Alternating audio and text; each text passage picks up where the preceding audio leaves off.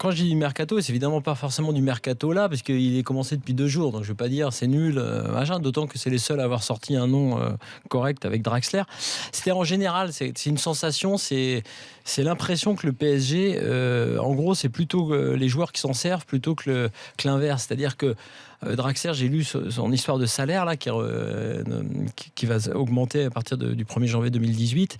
On a tous vu les salaires qui sont sortis là dans l'équipe avant la trêve. Et tu t'aperçois qu'aujourd'hui, y compris dans le discours des joueurs dans les premiers mois, quand on a entendu Thiago Silva à une époque très longtemps, nous reparler du Milan AC, etc. En fait, le PSG, et là maintenant ça commence à faire, les Qataris sont là depuis 2011, c'est ça je crois, l'été 2011. Oui.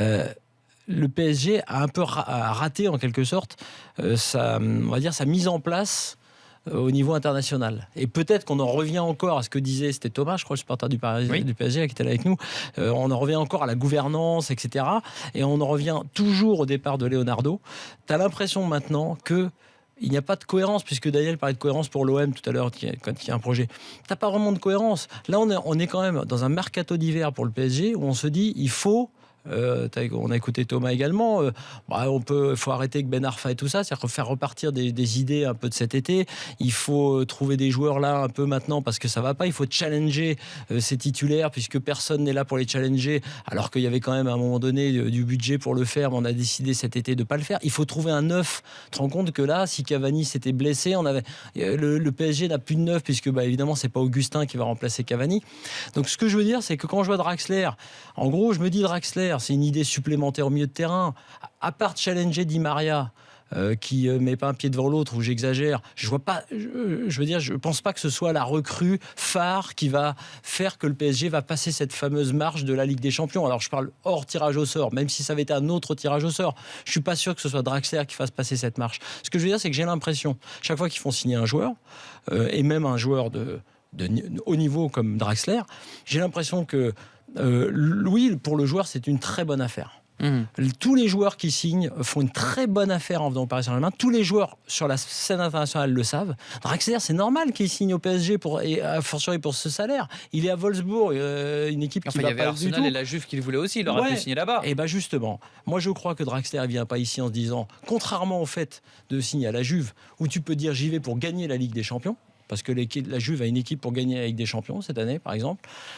Ils viennent au PSG pour dire je viens au PSG, ville lumière, très beau salaire, le projet il a l'air sympa. Bon, on verra bien ce que ça donne dans les 2-3 prochaines années. Moi je suis pas attaché non plus. Si tu veux, cette idée du mercenariat, elle existe, elle a existé au début d'ailleurs aussi pour Thiago Silva, des joueurs comme ça. Peut-être que maintenant ils sont un peu plus dans le projet, je ne veux pas remettre en cause tout, mais je ne suis pas un immense fan de Thiago Silva, mentalement parlant. Plus de Marquinhos par exemple, mais il y a cette idée-là que le PSG, qui n'était pas ça au départ, ce que j'aimais bien avec les Qataris, c'est qu'il y a eu aussi effectivement ces Verratti, ces trouvailles aussi, et c'était Leonardo. Donc il y avait cette idée un peu star, un peu trouvaille. Il y avait cette idée même que moi j'ai combattu, mais pourquoi pas d'un Beckham à un moment donné pour un coup marketing là-dessus. S'il y a le reste derrière, s'il y a la structure, s'il y a les bons joueurs qu'on découvre, on y va.